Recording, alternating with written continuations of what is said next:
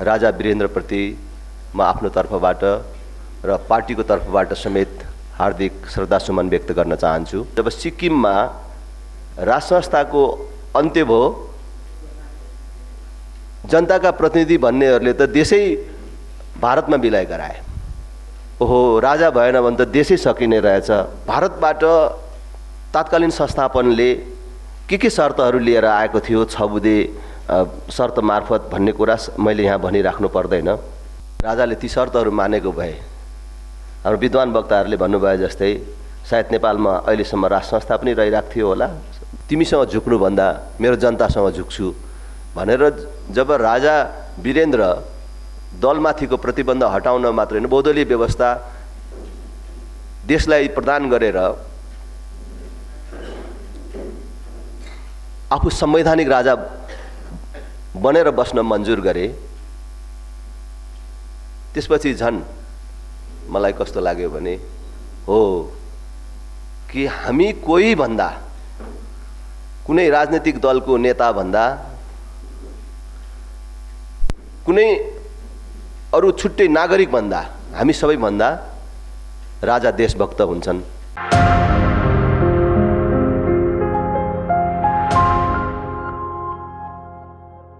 स्मृतिमा आयोजित यस विचार गोष्ठीमा सबभन्दा पहिले दिवंगत राजा, जनताका प्रिय राजा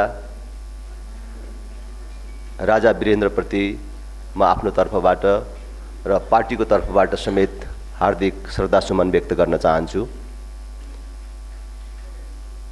मैले आफ्नो राजनीतिक जीवनमा राजा वीरेन्द्रसँग भेटघाट गर्ने त्यस्तो कुनै नजिकसम्म पुग्ने कुनै मौका र अवसर प्राप्त गरिनँ। तर जुन बेला राजा वीरेन्द्रको खास गरी त्यो सक्रिय राज संस्थाको बेला थियो, त्यस बेलाका कयौं गतिविधिहरू जो मेरा प्रेरणाका स्रोतका रूपमा अथवा मेरो राजनीतिक जीवनमा राज संस्थाको देशको लागि कुन प्रकारको महत्त्व छ भन्ने कुराहरू बुझ्नमा प्रेरणादायी रहे। म केटाकेटी नै थिएँ, 2032 सालतिर होला, जब सिक्किममा राज संस्थाको अन्त्य भयो, जनताका प्रतिनिधि भन्नेहरूले त देशै भारतमा बिलाइ गराए। ओहो, राजा भएन भने त देशै सकिने रहेछ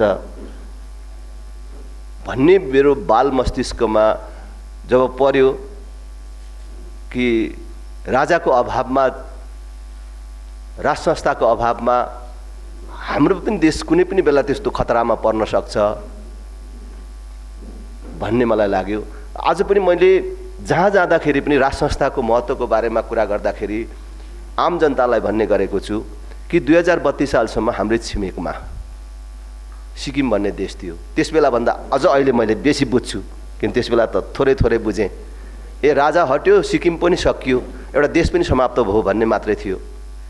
तर अहिले यसो हेर्छु, सिक्किम भन्ने नाम पनि छ, त्यहाँको भूगोल पनि छ, त्यहाँको माटो कसैले बोकेर लगेको छैन, सिक्किम सिक्किमै छ, तर सिक्किम भन्ने देश त छैन। अहिले पछिल्लो दिनमा त्यही खतरा हाम्रो देशले बिहोरिराखेको छ।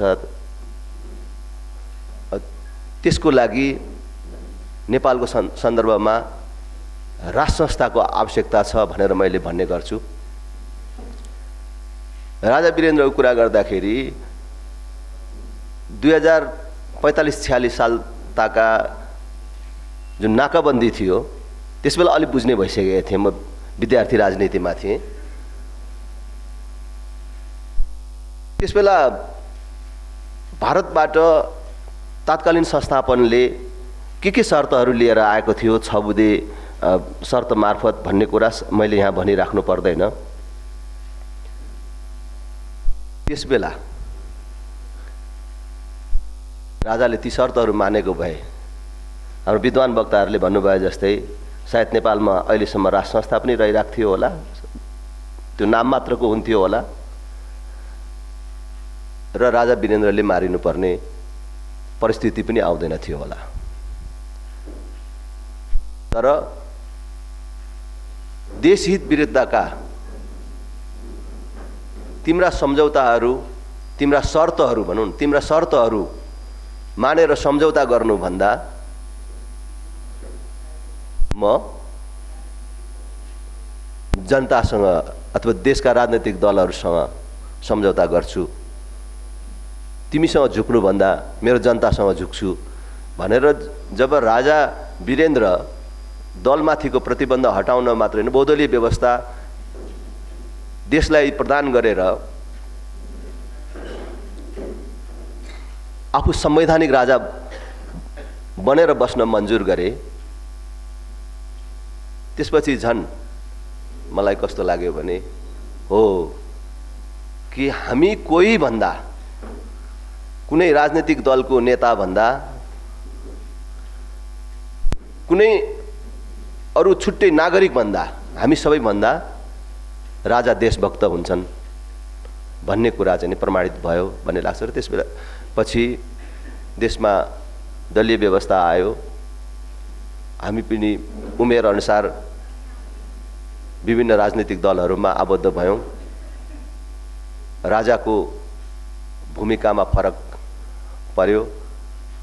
मैले वास्तवमा प्रत्यक्ष रूपमा भेटघाट गर्ने, मैले अघि नै भने नजिकमा बसेर कुनै अनुभव गर्ने कुराहरू त पाइनँ, तर राजाको देशभक्ति, जनताप्रतिको प्रेम, त्यसलाई हामीले अनुभूत गर्ने मौका पायौँ। असामयिक रूपमा राजा र राजाको सम्पूर्ण वंशको नाश भयो कि वास्तवमा त्यही दिनबाट नेपाली जनता र नेपाल राष्ट्रको दुर्दिनको प्रारम्भ भएको छ। आज हामी त्यो जनप्रिय लोकप्रिय राजाको स्मरण गरिराखेका छौँ। हामी सबैलाई शक्ति र बुद्धि प्राप्त होस्, त्यो क्षमता प्राप्त होस्, फेरि देश सुमार्गमा जान सकोस्, देशले एउटा निश्चित दिशा प्राप्त गर्न सकोस्। हामी सबै विगतका सबै प्रकारका गल्ती, कमी, कमजोरीहरू सच्याएर देशलाई एउटा सुमार्गमा लैजान सफल हुन सकौँ। फेरि पनि राजा वीरेन्द्रमा हार्दिक श्रद्धासुमन व्यक्त गर्दै बिदा हुन्छु। धन्यवाद। जय राष्ट्र, जय जनता।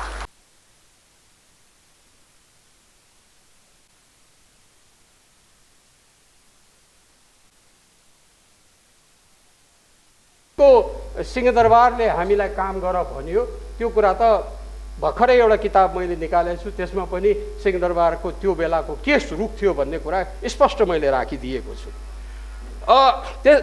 यो एउटा उनको, मलाई लाग्छ त्यो बेलामा जुन स्थिति होस् त उनले जनमत सङ्ग्रहको लागि जे गरे त्यो एउटा जनतामाथि उनको विश्वास र जनतालाई विश्वासमा लिने उनको प्रयास थियो भन्ने जस्तो मलाई लाग्छ। अर्को कुरा, राजा वीरेन्द्रको हामीले अलिकति सम्झनुपर्ने कुरा के हो भने पढेर आएका मानिसहरू हुन त उनी त्यसबाट अलिकति उनलाई आलोचना पनि हुने गर्थ्यो। त्यो बेला हामी जुनियर भए पनि सुन्न त सुन्थ्यौँ, त्यो बेला अहिले जस्तो होइन, उनीमाथि आलोचना हुन्थ्यो। तर राजा वीरेन्द्रले के गर्थे भने पढेर आएका मानिसहरूलाई प्रयोग गर्ने खुब प्रयास गरेका हुन्। देशको हितको लागि यिनीहरूबाट केही गर्नु लिनुपर्छ भन्ने दृष्टिकोणबाट त्यही क्रममा परेका हुन् डाक्टर हर्क गुरुङ, त्यहीमा परेका हुन् डाक्टर मोहनमान सैजू, त्यसैमा परेका हुन् डाक्टर रत्न राणा आदि आदि आदि, र पुराना मध्येमा डाक्टर यो बद्री प्रसाद श्रेष्ठ आदि यिनीहरू परेका हुन्।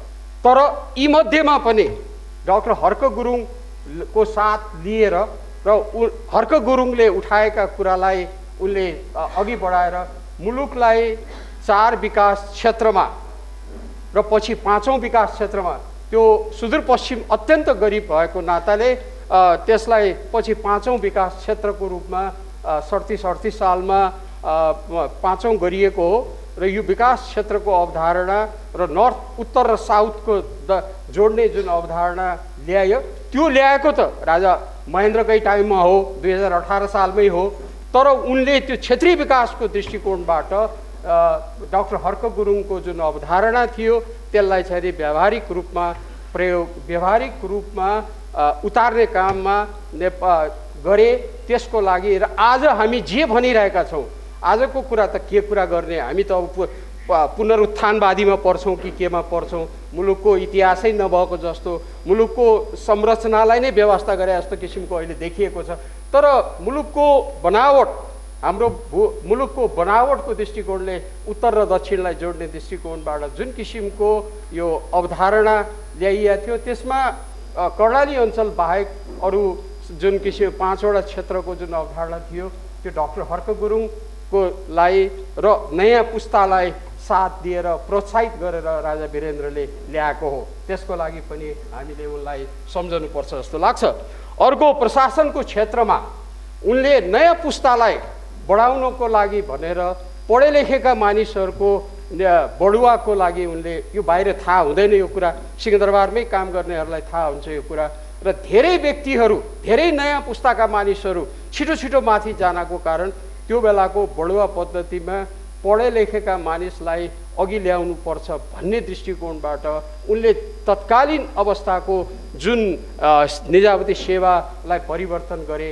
त्यो पनि उनको कर्मचारी वृत्तमा यदि कसैले कृतज्ञ हुँदैन र राम्रै दृष्टिकोणले सोध्छ भने राजा वीरेन्द्रलाई सम्झनुपर्छ जस्तो मलाई लाग्छ। अब हुन त मेरो क्षेत्र भन्दा पनि दीपकजीको क्षेत्र पर्छ, दीपकजीले मेरो क्षेत्रमा प्रवेश गर्यो होला भन्ने हुन्छ। तैपनि म दुईटा अर्को कुरालाई, उनको व्यक्तित्वलाई लिएर उनका केही कुराहरू राखेर बिदा हुन चाहन्छु। एउटा, यो मुलुकको विकासको लागि भएको प्राकृतिक स्रोतमध्ये जलस्रोतको उपयोग हुनुपर्छ। त्यो जलस्रोतको उपयोगको लागि हामीसँग भएको जलस्रोतलाई क्षेत्रीय स्तरमा क्षेत्रीय दृष्टिकोणबाट नै यसको सोच हुनुपर्छ भनेर 1977 काठमाडौँमा भएको कोलम्बो प्लानको बैठकमा राजा वीरेन्द्रले पहिलोचोटि प्रस्ताव गरिएको। त्यसपछि 1985 ढाकामा भएको सार्क सम्मेलनको पहिलो सार्क सम्मेलनमा भाषण प्रवचन उहाँले उहाँको त्यो स्पिच, माफ गर्नलाई नेपाली मैले त्यति स्पष्ट राखिनँ स्पिचको, त्यो स्पिच दिने बेलामा पनि राजा वीरेन्द्रले यो हामीसँग भएको अमूल्य स्रोतको प्रयोगको लागि हामीले गङ्गा क्षेत्रका राष्ट्रहरूको बिचमा समझदारी हुनुपर्छ, मिलेर जानुपर्छ भन्ने प्रस्ताव गरेको हो। त्यसमा बङ्गलादेशले हामीलाई समर्थन गरे हो, तर हाम्रा दक्षिणी छिमेकी राष्ट्रले, यो साना देशहरूले हामीमाथि ग्याङअपलाई गाँजेको छ होइन। विचारै नगरिकन एउटा चाहिँ नि विकृत वामवादी एउटा शब्द, एउटा भाष्य, एउटा भनौँ न प्रतिक्रियावादी यो ऊ भनेर अनि त्यसपछि विचारै गर्न नपर्ने, त्यो भाष्यले हाम्रो राजनीतिलाई पनि चाहिँ नि विकृत बनाएको छ है। र हाम्रो चाहिँ नि अहिले विकास पनि त्यसले चाहिँ नि असर पारेको छ। ठिक विकासमा हामी हिँड्न सकेका छैनौँ है। त्यसैले कता कता चाहिँ नि अब यो तपाईँहरूले चाहिँ एउटा यो भाष्य पुनर्भाष्य गर्नुपर्ने चाहिँ आएको छ बाध्यता। त्यसै सन्दर्भमा आज हामी यहाँ जम्मा भएका छौँ यो भाष्य शुद्धिकरणमा। अब यस विषयमा इतिहास भन्ने कुरो कठोर हुन्छ। भनिन्छ कि इतिहास भने चाहिँ यमराज, स्वयं यमराजै हुन्, कठोर छन्, तर अन्याय चाहिँ गर्दैनन् रे, न्याय नै गर्छन् है। त्यसैले यो भाष्य शुद्धिकरण पनि एक किसिमले अब हामी यत्रा वर्ष पछाडि फर्केर हेर्दाखेरि देशबारे, देशको इतिहासबारे, देशका चाहिँ नि महापुरुषहरूबारे होइन जुन विकृत वामवादी भाष्यले गाँजेको छ त्यसलाई शुद्धिकरण गर्नुपर्ने बेला आएको छ। अब राजा हुँदैमा चाहिँ एकचोटि चाहिँ त्यो के अरे एकदम चाहिँ नि सामन्ती र यो भन्ने, त्यसो भने त बेलायत पनि सामन्ती, जापान पनि सामन्ती, स्विडेन पनि सामन्ती, सबभन्दा अहिले विकसित मुलुक जो छन् ती सबै सामन्ती होइन। त्यो मिल्दैन त्यस्तो भाष्य। तर त्यो भाष्यले हाम्रो सार्वजनिक जीवनलाई नराम्रोसँग गाँजेको छ। अब यही सन्दर्भमा हामी आज राजा वीरेन्द्रलाई सम्झिँदैछौँ। राजा वीरेन्द्रलाई सम्झिँदाखेरि म दुईवटा कुरामा चाहिँ नि म ध्यान दिन चाहन्छु। मैले बोल्ने दुईवटा कुरामा, एउटा उनले राष्ट्रहितलाई कसरी अगाडि राखेर आफ्नो सम्पूर्ण शासनभरि होइन चाहिँ उनी अगाडि बढे, अनि अर्को चाहिँ नि मैले यो जलस्रोत विकासमै उनको चाहिँ बारे मैले 2-4 कुरा जानेको म भन्ने छु। अब मैले त्यति नजिकसँग राजा वीरेन्द्रसँग न काम गरेको हो न केही गरे हो, तर दुईटा कुरा चाहिँ मैले चाहिँ भन्नुपर्छ। सन् 1975-76 मा म रुसमा पढ्थेँ। म त्यहाँ नेपाली छात्र सङ्घ सोभियत सङ्घ भन्थ्यो, त्यसको म अध्यक्ष थिएँ। त्यही बखत श्रीपाद वीरेन्द्रको चाहिँ रुसमा औपचारिक भ्रमण भएको थियो। यो छात्र सङ्घ फेरि चाहिँ नि यो एस्टोनियाको टालिनदेखि चाहिँ नि कजाकस्तानको आल्माटीसम्म छरिएका नेपालीहरू 19वटा चाहिँ ठुला सोभियत सङ्घका सहरहरूका यो सङ्गठन थियो यो है।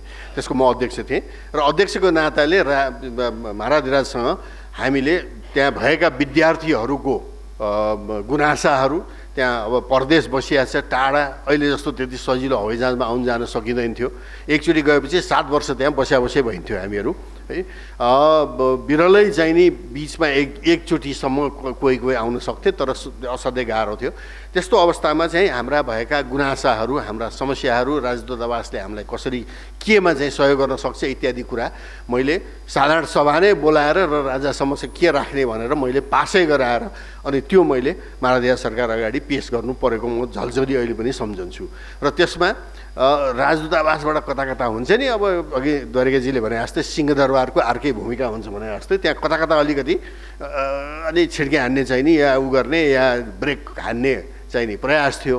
तर राजाबाट सिधै हामीले भनेको कुरामा हरेकमा हातै यसो गरिकन हुन्छ यसो भइदियो है। अनि त्यसले गर्दाखेरि कता कता अब विद्यार्थी त विद्यार्थी नै हो नि। अब राजाले यति भने हुन्थ्यो भने यो पनि भने भए हुन्थ्यो नि भन्ने चाहिँ नि फेरि हाम्रो चलन छ क्या त होइन। तर राजाबाट एकदम सौहार्दपूर्ण हिसाबले चाहिँ छात्रहरूको चाहिँ समस्या त्यसरी हल गरिबक्सेको म सम्झन्छु। दोस्रो चाहिँ नि महेन्द्र प्रकृति संरक्षण कोषमा म ट्रस्टी थिएँ 1990s को दशकमा। महाराधिराज संरक्षक भइन्थ्यो, अधिराज कुमार ज्ञानेन्द्र त्यसको चेयर होइन। अनि त्यहाँ चाहिँ नि मैले भन्नुपर्छ, अब कतिपय कुरा त त्यहाँ गर्ने भनेपछि राजालाई जाहेर गरेर राजाबाट ओके भनेर अनि काम हुन्थ्यो त्यहाँ है। त त्यहाँ सबभन्दा मलाई अनौठो लागेको के भने अहिलेसम्म प्रकृति संरक्षणमा जुन नेपालले विश्वव्यापी ख्याति प्राप्त गरेका छ है, ती कामहरू king Mahendra trust for nature conservation Shri 5 Mahendra प्रकृति संरक्षण कोषबाट भएका छन् होइन। जुन कुरा अहिले अफ्रिकामा चाहिँ लागू गर्न खोजिरहेछन्, ल्याटिन अमेरिकामा लागू गर्न खोजिरहेछन्। 2-3वटा उदाहरण अहिले Annapurna area conservation trust conservation programme ACAP। अब त्यहाँ नौलो कुरो के थियो भनेदेखि यो टुरिज्मबाट चाहिँ नि स्थानीयले कसरी फाइदा पाउने भन्ने त्यो कन्सेप्ट चाहिँ नि अगाडि ल्याइएको हो ACAP-मा। र त्यसले चाहिँ धेरै चाहिँ स्थानीय अन्नपूर्ण एरियामा चाहिँ र पछि कञ्चनजङ्घा र अरू ठाउँमा पनि फाइदा चाहिँ भएको थियो र चितवनमा पनि है। त्यस्तै सबभन्दा घटलाग्दो चाहिँ नि यो बफर जोन भन्ने कन्सेप्ट थियो होइन। यो राजाकै स्वीकृतिबाट नै पछि भाग अब गर्ने त थुप्रो मान्छेहरू थिए, विज्ञहरू थिए, अनेक थिए, तर माथिबाट चाहिँ नि यसै हात नथापिदिएपछि त्यो काम अगाडि बढ्दैन भने त यहाँहरू सबैलाई थाहा छ है। त्यो बफर जोन कन्सेप्ट भनेको अब चितवनमै जानुहुन्छ भने त्यहाँ कस्तो देखियो भनेदेखि अब हामी त धेरै घना बस्ती भएको ठाउँ हो होइन, खेतीयोग्य जमिन कम छ है। त्यसैले जङ्गलमा चाहिँ गाउँको चाप जहिले पनि रहिरहेको हुन्छ। त राष्ट्रिय निकुञ्ज बनाइदिएपछि त के हो भने गाउँलेहरूले परम्परागत रूपमा प्रयोग गरी आएको होइन स्याउला यो चाहिँ पात पतिङ्गर ल्याएर यो उसलाई खुवाउने वस्तुलाई खुवाउने ओर्ने काममा त रोक भयो। भारतले त्यो बेला जसवन्त सिंह चाहिँ नि परराष्ट्र मन्त्री थिए गएर माओवादीहरू आतङ्ककारी भनेर घोषणा गरेका थिए, जबकि नेपालले गरेका थिएन है। र यसमा हामीले सोद्धाखेरि दरबारबाट इन्स्ट्रक्सन आउँथ्यो यसो गर्नु भनेर, यसरी व्यवहार गर्नु भनेर महेन्द्र प्रकृति संरक्षण कोषमा। त्यहाँ एउटा बडो मजाको चाहिँ नि आयो भनौँ न होइन। कस्तो भनेदेखि माओवादी अब भारतले त आतङ्ककारी भनिसकेको थियो है, हामीले भनेको थिएन नेपालले है। र राजालाई चाहिँ नि आफ्नै जनता विरुद्ध सेना प्रयोग गर्न बडो इच्छा थिएन, त्यो त प्रष्टै पनि थियो होइन, र गरे पनि होइन, आर्मी प्रयोग गरे होइन है। त त्यो बेला के भइदियो भनेदेखि दरबारको भावना कस्तो थियो भने यिनीहरू आतङ्ककारी तौर तरिका प्रयोग गर्छन्, तर यिनीहरू राजनीतिक शक्ति पनि हुन् र नेपालीहरू पनि हुन्। त्यसैले यिनलाई आतङ्ककारी गतिविधिबाट छुट्याएर होइन नेपाली भएर नेपाललाई हेरेर नेपालको हितमा काम गराउन चाहिँ प्रोत्साहित गर्नुपर्छ भन्ने खालको हामीलाई त्यसबेला इन्स्ट्रक्सन आउँथ्यो। अब यी भए त शान्तिप्रेमी राजाको चाहिँ नि चाहना जुन एक किसिमले अगाडि बढेन र देशले त्यत्रो द्वन्द्व खपेर त्यत्रो नोक्सानी भोगेर अहिले पनि तन्द्रिन सकेको छैन। किनभने इतिहासलाई चाहिँ नि हामीहरूले कता कता बिर्सिएर इतिहासलाई को चाहिँ मूल्याङ्कन चाहिँ नि कस्तो हुन्छ भन्ने कठोर मूल्याङ्कन नगरेर चाहिँ नि कता कता यो विकृत वामवादी भाष्यमा ज्यादै फस्या हुनाले मेरो विचार चाहिँ त्यसैले यो सब भएको। अब अलिकति जलस्रोतको कुरा गरौँ। त्यो जलस्रोतको कुरा गर्दाखेरि राजा वीरेन्द्रबाट नै यो विकास क्षेत्रको अवधारणा भनेर आइसकेको थियो जुन द्वारिकाजीले भन्नुभयो होइन। अब अहिले जतिसुकै सङ्घीयता र यो र ऊ भने पनि होइन त्यो जतिको राम्रो अवधारणा त कुनै पनि थिएन होइन। किनभने चाहिएको त के हो भने विकासै चाहिँ नि यो विकट गाउँहरूमा पुगुन् भन्ने नै चाहना हो। त्यसैले चाहिँ नि त्यहाँ विकेन्द्रीकरण गरेर पुर्याउन खोजिएको हो र त्यसको चाहिँ धेरै ठुलो सान्दर्भिकता थियो। त्यसमा विकासको विकेन्द्रीकरण, त्यस्तै यो सामुदायिकीकरण होइन, यो वन होस्, खानेपानी होस्, शिक्षा होस्, स्वास्थ्य या अहिले बिजुली होइन, यी अवधारणाहरूबाट हामीहरूले विकास चाहिँ नि सबभन्दा विपन्न वर्गसम्म टाढा टाढा दूरदराजमा पुर्याउनुपर्छ भन्ने ती अवधारणाहरू आइसकेको थियो। त्यसमा मुख्य कुरा जलस्रोतमा चाहिँ नि राजा वीरेन्द्रको योगदान हेर्ने हो भने सबभन्दा एउटा घतलाग्दो कुरो के छ भनेदेखि अब गाली गर्छन् अब अहिले यो विकृत वामवादी चाहिँ नि भाष्यबाट चाहिँ नि अब त्यो के अरे सामन्तवादी यो ऊ भन्छन्। तर हेर्नुभयो भने इतिहासमा होइन जलस्रोतमा राजाहरूबाट राष्ट्रघात कहिले पनि भएको छैन।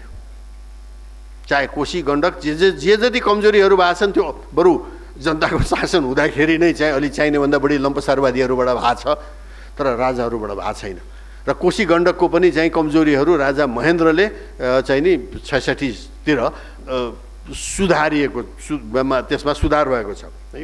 त यहाँ यो कर्णाली र पञ्चेश्वरको म पनि त्यो बेला भर्खर जाहिर खान थालेको थिएँ 70को दशकको अन्ततिर र त्यो बेला मलाई थाहा छ कर्णाली पञ्चेश्वर राजा अघि द्वारकाजीले भने जस्तै राजा वीरेन्द्रले यो कोलम्बो प्लान अन्तर्गत र सार्कको पहिलो मिटिङमा यो बृहत गङ्गा जलाधार गङ्गा बेसिनको चाहिँ विकास गर्नुपर्छ भनेर क्षेत्रीय रूपमा भनेर प्रपोज गरेकै हो। त्यस अन्तर्गत चाहिँ नि कोशी कर्णाली चिसापानी जस्ता योजनाहरू पछि गएर पञ्चेश्वर पनि चाहिँ आयो है। अब त्यहाँ धेरै कुरा छन्। विकासको हिसाबले राजा विकास चाहने है, तर समस्या के पर्यो भने हाम्रा दक्षिणी मित्र राष्ट्रको चाहिँ नि जहिले पनि विकासको चस्माले नहेर्ने, विकासलाई सुरक्षाको दृष्टिकोणले मात्रै हेर्ने।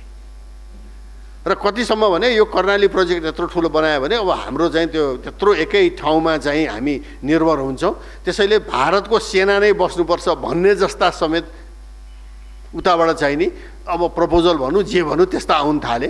त्यसपछि राजाले यो चाहिँ हुँदैन त्यसो भने यसलाई अहिले चाहिँ थाँती राखौँ, यो कुरो चाहिँ म टुङ्गो लाउँ, किन हाम्रो क्षेत्रमा हाम्रो देशमा विदेशी सेना बस्दैन भन्ने राजाको प्रष्ट अवधारणा थियो। त्यसले गर्दाखेरि कता कता त्यो अगाडि बढेन र भारतले आजसम्म पनि कर्णालीको त्यत्रो हामीले रिपोर्ट 18 भोल्युम रिपोर्ट बनाएर पठाएको आजसम्म जवाफ दिएको छैन। झन्डै 30 वर्ष भइसक्यो। त्यस्तै पञ्चेश्वरको कुरामा पनि त्यस्तै कुराहरू आएका थिए त्यो बेला है। मुख्य समस्या चाहिँ नि नेपालले र राजाले विकासको अवधारणा चस्माबाट हेर्ने, भारतले सुरक्षाको दृष्टिकोणबाट हेर्ने गर्दाखेरि त्यो ऱ्याङठ्याङ आज पनि मिलेको छैन आजसम्म पनि है। यही बेला राजाबाट पनि त्यही बेला राजा वीरेन्द्रको चाहिँ देनमध्ये भन्नुपर्छ यो साना जलविद्युत सुरु भएको त्यही बेला हो। गजुरीमा पहिलोचोटि सानो जलविद्युत भन्ने कन्सेप्ट आएर त्यहाँ साना जलविद्युत छरिएर गयो। त्यसपछि कृषि विकास ब्याङ्क मार्फत धेरै काम भयो, विद्युत विभागबाट पनि काम भयो, तर यो चाहिँ गाउँ गाउँमा बिजुली चाहिँ नि आफै बनाउन सक्ने फैलिने भन्ने यो काम चाहिँ नि यो धेरै हदसम्म त्यही बेला सुरु भएको हो है। त्यसमा अहिले कता कता कुरा बढाइलिएको छ त्यो अर्कै छ। अब म यसलाई कहाँनिर ल्याएर जोड्न चाहन्छु र मेरो आफ्नो यहाँ भन्ने कुरा यहीँ अन्त गर्छु। यो चाहिँ अहिले हेर्नुहोस् त अब विकास भनेपछि नेपालको लागि र नेपालको दूरदराजमा विकट ठाउँहरूमा भएको ठाउँमा विकास हुनुपर्छ, बिजुली होस्, शिक्षा होस्, जेसुकै होस् भनेर राजा वीरेन्द्र र चाहिँ नि त्यो संरचनाले कोसिस गर्ने है। अब अहिले आएर चाहिँ नि कस्तो देखिया छ भने यो एमसिसी होइन, अब जसले त्यो नेपालको विकासको लागि हुँदै होइन, त्यसमा एकदम प्रष्ट हौँ हामी, धेरै लामो कुरो गर्नै पर्दैन। अहिले त्यो एमसिसीको चाहिँ 50 करोड डलर, अब त्यसमा नबिर्सौँ हामीले 13 करोड आफ्नो हाल्नु परेको छ र हालि पनि सक्यौँ र त्यो अरबौँको त्यो खर्च पनि भइसक्यो 5 तारे होटलमा अफिस खोलेर, जबकि त्यो पास गर्नुपर्ने कुरो पासै भएको छैन। यो अनियमितता कसले हेर्ने, यो बेथिति कसले हेर्ने, त्यो आफ्नै कथा होला है। तर यो पैसा अमेरिकाले अहिले खुरुक्क विद्युत प्राधिकरण मार्फत, जुन हाम्रो एकल एउटा निकाय हो जसले अहिलेसम्म 400 किलोभोल्टको ट्रान्समिसन लाइन बनाएको उसले मात्रै छ, र उसले जाबो 4 करोड प्रति किलोमिटरमा ढल्केबार मुजफ्फरपुरवाला लाइन बनाएको हो 4 करोडमा, जबकि एमसिसीले 18 करोडमा बनाउँदैछ। त्यो पनि 5 तारे होटलमा होइन, 5 तारे कन्सल्ट्यान्ट, 5 तारे त्यो कर्मचारी राखेर। भनेपछि यो नेपाली उपभोक्तालाई चुस्नलाई गरे हो कि विकास गर्नलाई गरे हो भन्ने प्रश्न त अगाडि छँदैछ।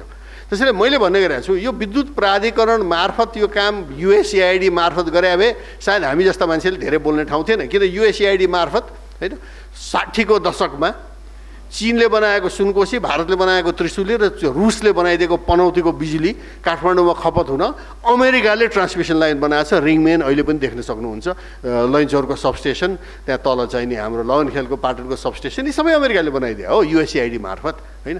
त्यसै गरी काम गरे भए त यहाँ अहिले एमसिसीको यो लठा बजेर त कुरै उठ्दैन थियो होइन, सिधै काम हुँदै जान्थ्यो। त्यहाँ प्रश्न उठ्थ्यो होला यो किन त्यो नाइ भन्ने हुन्थ्यो है।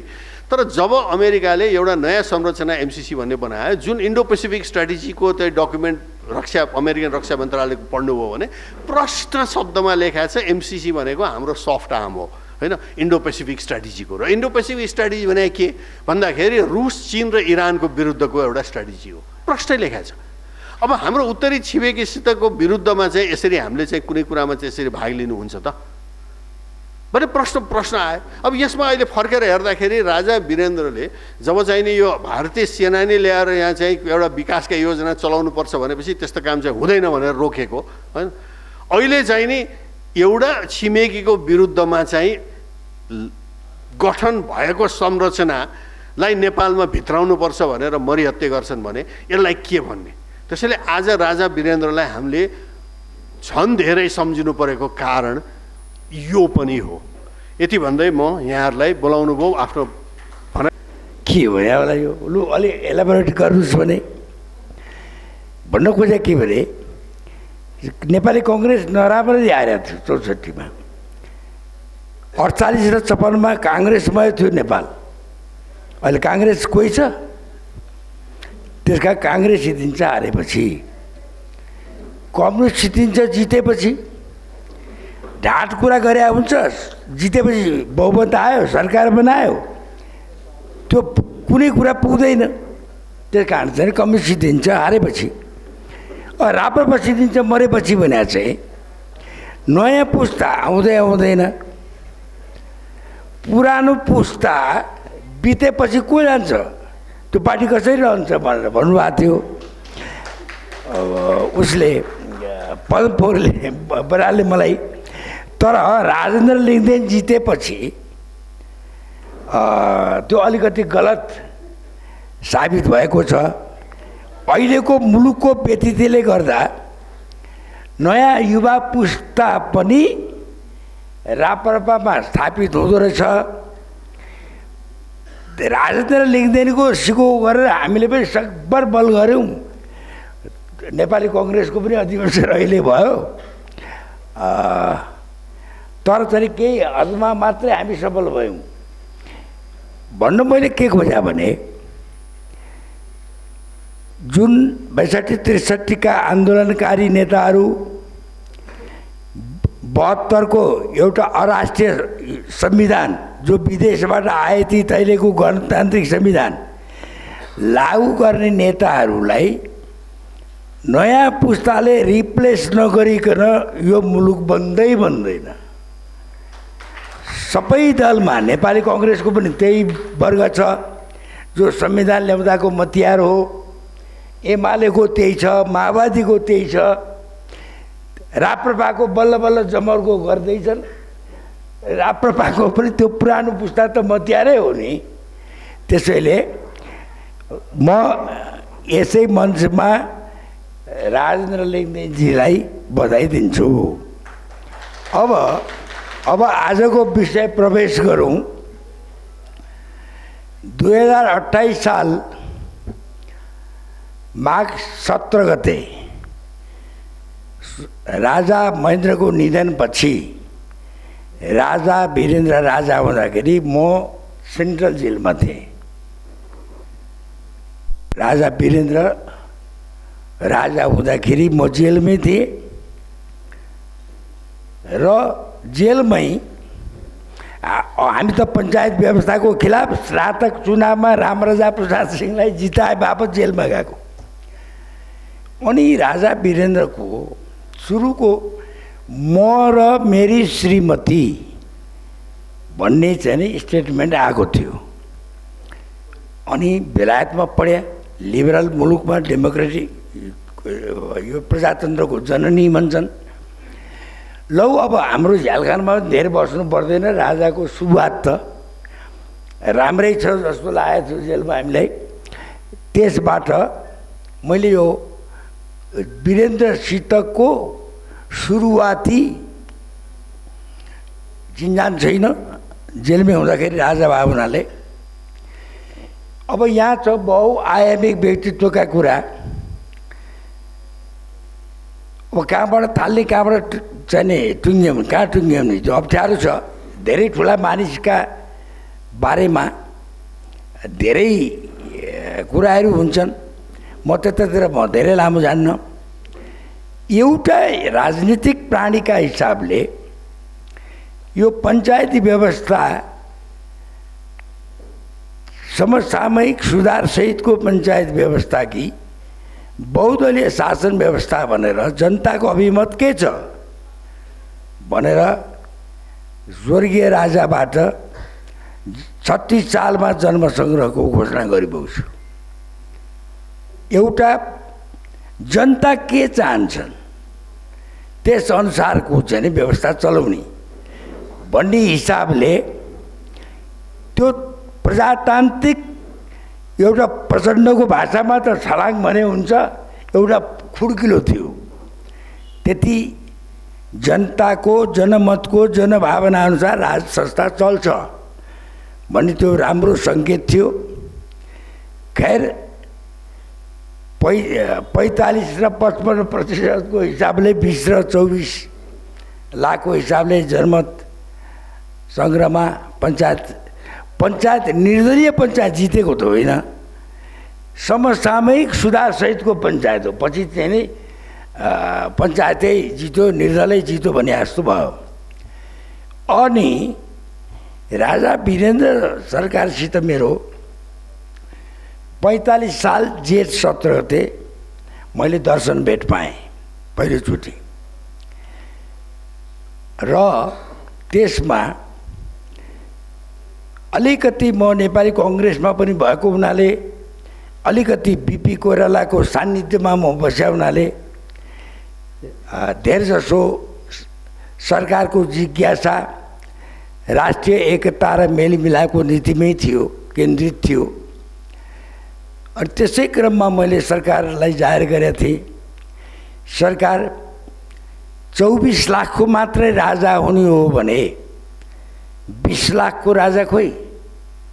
किनभने 24 लाख पनि भोट फर चेन्ज हो। समसामयिक सुधार गर्दै जाँदा त जहाँ पनि पुग्न सकिन्छ, र 20 लाख त भोट फर चेन्ज हुँदै हो। त्यसकारण सरकार 24 लाखको मात्रै सरकार राजा हुन पाइँदैन, त्यो 20 लाख पनि समेट्नुपर्छ। र मैले भनेको थिएँ सरकारलाई त्यस वखतमा, राजनीतिक दलमा नेसनलिस्ट पनि छन्, अलिकति अराष्ट्रिय पनि छन्, पञ्चायतभित्र पनि नेसनलिस्ट पनि छन्, अराष्ट्रिय पनि छन्।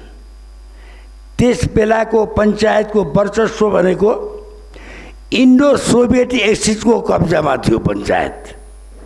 इन्डो सोभियत एक्सिस त्यो बेला इन्दिरा गान्धी र रुसको 20 वर्ष सन्धि थियो।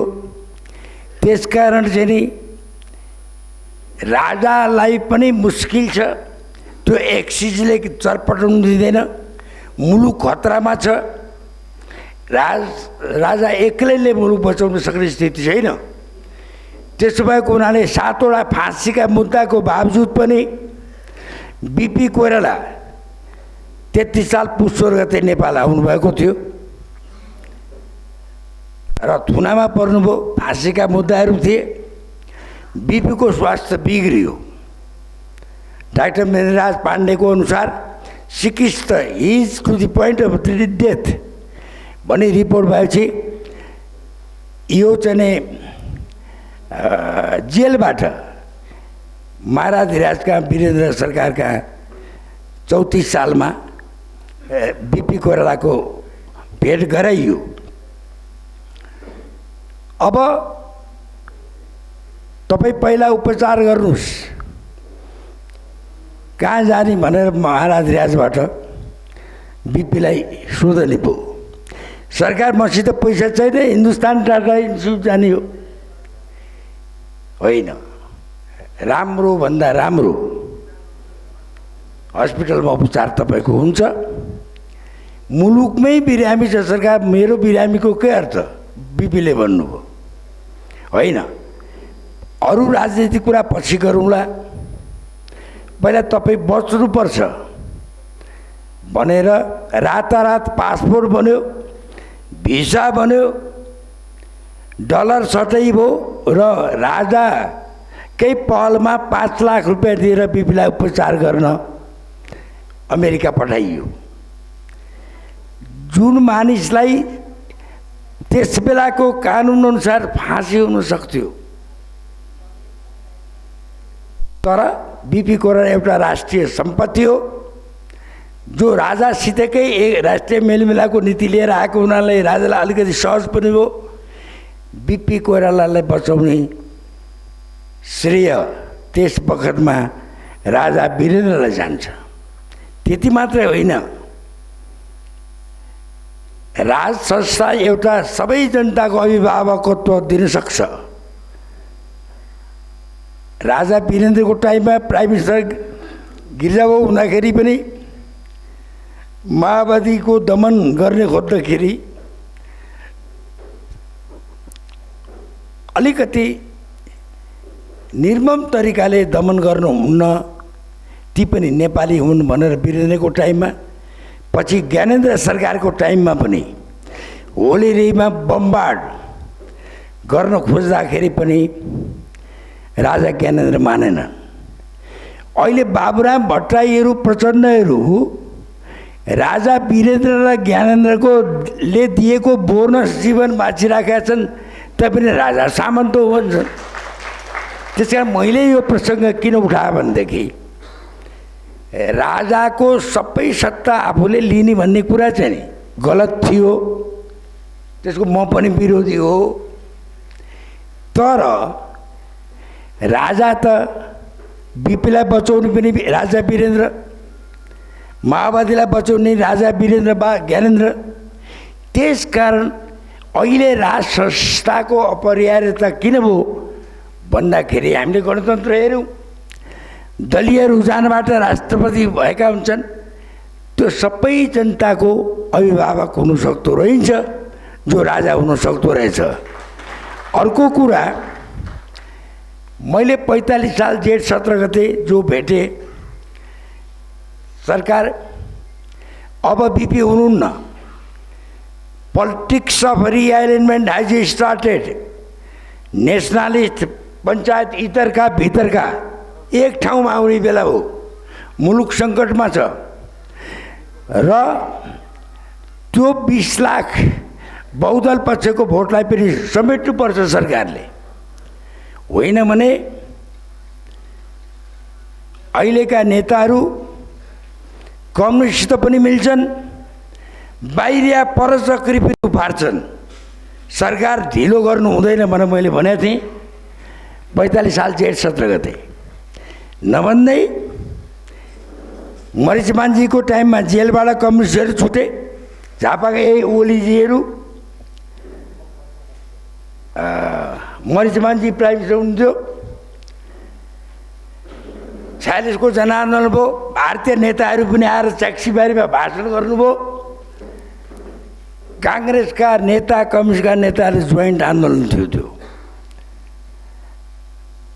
त्यसै बेलामा पूर्ववक्ता साथीले अघि भन्नुभयो अलिकति, राजा यति राष्ट्रवादी थिए, राजा वीरेन्द्र, जुन दक्षिणतिरबाट आएका शर्त राजा वीरेन्द्रले 46 सालमा मानेनन्। काङ्ग्रेस र कम्युनिस्टले त पञ्चायती प्रजातन्त्र एउटै चुनाव चिन्हमा लड्न पाउँछौ भने भए पनि मान्थे। त्यसकारण विदेशीहरूसित घुँडा टेक्नुभन्दा नेपाली जनतालाई पुरा प्रजातन्त्र एकैचोटि किस्ताबन्दीमा होइन। राजा वीरेन्द्रको त्यो एउटा महानता थियो, एउटा प्रजातान्त्रिक संस्कार। एउटा नेपाली जनता त राजाकै प्रजा हो नि, किन बाहिरी हस्तक्षेप बाहिरी शर्त मानेर म नेपालको जोखिम मोलौँ? एउटा त्यो घटना छ। त्यसपछि 48 साल फागुन 28 गते मेरो राजासित दोस्रो भेट भयो। कलबरगुडीमा हामीले भर्खर 7औं सम्मेलन गरेर फर्केका थियौँ।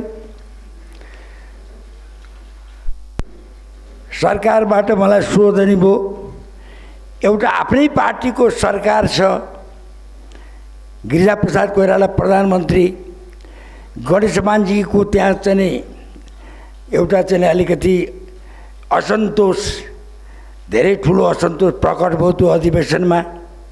आफ्नै सरकार विरुद्ध त्यो गणेशमानजीले त्यसो गरेको राजालाई अलिकति ननिको लागेछ। त्यसबारेमा पनि सरकारले मलाई सोधिबक्सेको थियो। अनि स्थानीय चुनावको बारेमा कुराकानी भयो। खोइ हामी टनकपुरको विवादले गर्दाखेरि अहिले नेपाली कङ्ग्रेस लोकप्रिय छैन, अहिले चुनाव गर्नुहुन्न भनेर भट्टराईजी, गणेशमानजी, अरू मन्त्रीहरू भन्छन्, तर प्रधानमन्त्रीजी चाहिँ गर्नुपर्छ भन्नुहुन्छ भनेर मैले भनेको थिएँ सरकारलाई। सरकारबाट के हुकुम भयो भने के विदेशी सहयोग निर्वाचित निकायले आउँछ भनेर मुलुकलाई असिलो हुने गरी काङ्ग्रेसको प्रतिकूल हुने अवस्थामा चुनाव केलाई गर्ने त? त्यो सरकारबाट हुकुम भएको थियो। त्यसपछि सरकारसित 54 सालमा म स्वास्थ्य मन्त्री थिएँ। सर्जिकल कन्फरेन्स हुने भयो कमलादीमा, प्रमुख अतिथि सरकार। त्यसपछि त्यस वखतमा फेरि सरकारसित भेट भयो। सरकारले पानसवाला उद्घाटन गरिबक्स्यो, मैले भाषण गरेँ। विदेशी डाक्टरहरू पनि थिए, सर्जनहरू। त्यो अधिवेशनमा डाक्टर मुडुबरी, ध्रुव मुडुबरी अहिले बित्नुभयो, सर्जिकल एसोसिएसनको अध्यक्ष हुनुहुन्थ्यो। राजा रानीकै सामनेमा सर्जिकल एसोसिएसनको भवन निर्माण गर्नलाई जग्गा मन्त्रालयले हामीलाई उपलब्ध गराएन भनेर चाहिँ डाक्टर मुडुबरीले सरकारलाई जाहेर गर्नुभयो मेरै अगाडि। त्यो त मलाई भने हो, सरकार यस्ता चाहिँ एसोसिएसन कति छन्, मैले कहाँ जग्गा खोज्दै हिँड्ने? प्राकृतिक चिकित्सालय, यो कात्यायनी मन्दिरनेरि मागन आए, त्यो क्याबिनेटमा राखेर त्यो मैले दिएँ भनेर मैले भने। त्यसपछि बडा महारानी ऐश्वर्यले यस्ता काठमाडौँका महँगा जग्गा यी विभिन्न एसोसिएसनलाई बाँडेर साध्य हुन्छ? मन्त्रीले कसरी बाँड्छ? के सम्भव छ भनेर रानीबाट पनि हुकुम भयो। त्यसकारण मलाई यो गरिब मुलुकको स्वास्थ्य मन्त्री हुनु चाहिँ साह्रै गाह्रो काम रहेछ सरकार भने मैले होइन। अब काठमाडौँ र दूरदराज गाउँ देहातमा अब स्वास्थ्य नीति फरक गर्नुपर्छ अलिकति। यहाँ त उपचार महँगो भए पनि गर्न सक्ने हैसियतका मान्छे बस्छन्। राजाले त्यो चाहिँ निर्देशन जस्तो म मन्त्री हुँदाखेरि हुकुम भएको थियो। मैले भन्न खोजेँ के भने, आज हामी राज संस्था त फाल्यौँ, 1.5, 2, 4 लाख 5 लाखका पलङमा हामी सुत्नुपर्ने, राजाको त्यो नारायणजीको त्यो अहिले के सङ्ग्रहालय छ, सामान्य मध्यमवर्गीय परिवार जस्ता सुत्ने खाटहरू कुर्सीहरू राजा वीरेन्द्र बोबो गरेको हामीले देख्यौँ। बडो सायद टिका धमला कि कसले पनि लुगा अलिकति फाटेको पनि राजा आफै सिउने, सरलभन्दा सरल, कमभन्दा कम मित्य।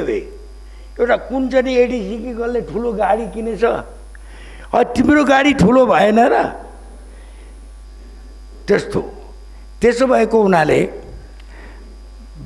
मुलुकलाई विकास कसरी गर्ने, मुलुकको राष्ट्रियता कसरी संरक्षण र सम्वर्धन गर्ने र अहिले जुन सारा विश्वमा द्वन्द्व चर्किराखेको छ, सबभन्दा सुरुवात 116 मुलुक, भारत एउटाले मात्र स्वीकृत नहुँदै भारतको इसारामा रुसले पछि फिर्ता लियो। एउटा मुलुक संसारै एउटा शान्ति क्षेत्र होस् भन्ने किसिमको राजा वीरेन्द्रको दृष्टिकोण थियो र मैले जम्मा जिन्दगीमा मेरो पारिवारिक अभिभावक मेरो मातापिता हो, मेरो राजनीतिक अभिभावक बीपी कोइराला हो। बीपी कोइराला बितेपछि मेरो राजनीतिक यो मुलुकको बचाउँछ कसैले भने राजा वीरेन्द्रले बचाउँछ भनेर राजनीतिक अभिभावक राजा वीरेन्द्र मेरो हो। त्यसकारण राजाको त्यस्तो चाहिँ वंश विनाश भएको राति 2 बजे सल्यानको हाम्रो चाहिँ साथी शिक्षा राज्य मन्त्री हुनुहुन्थ्यो राजेन्द्र बहादुर शाहले मलाई राति 2 बजे फोन गर्नुभयो। म भावविह्वल भएँ। बिपीको मृत्युपछि एउटा मैले ठुलो अभिभावक गुमाएँ भन्ने महसुस भयो। आज बिपी र राजा वीरेन्द्रसितको पटक 5 चोटि मेरो दर्शन भइसकेको छ। त्यो दुईटैको निधन भइसकेपछि आज नेपाल टुरो भएको छ, अभिभावक छैन। त्यसकारण चाहिँ नि म जहाँ पनि भन्ने गर्दछु, राजा राज संस्था सबैको अभिभावक हुन सक्दछ। अब अघि नै साथीहरूले भन्नुभयो राष्ट्रियताको कुरा, राज संस्थाको कुरा गर्ने बित्तिकै प्रतिगामीको बिल्ल लाग्छ, तर राजासित कार्यगत एकता भइसकेको छ। राजा खेतालासित वार्ता गर्न होइन भन्ने, माओवादी कसरी क्रान्तिकारी हुने, शेरबहादुरजीको सरकारमा प्रतिगमन आधा सचिव भनेर माधव नेपालजीहरू एमाले शेरबहादुरजीको 61 को सरकारमा सामेल हुने, उनीहरू चाहिँ कसरी अग्रगामी हुने। म 3 पुस्ता राजाको टाइममा प्रजातन्त्र खातिर जेल बसेको मानिस हो। 8-10 वर्ष म जेलमा बसेको छु र मैले चाहिँ राज संस्था चाहिन्छ भन्दा प्रतिगामी हुन्छ भने म 1000 पल्ट प्रतिगामी हुन तयार छु। त्यसकारण चाहिँ नै अन्तमा सबै युवा पुस्ता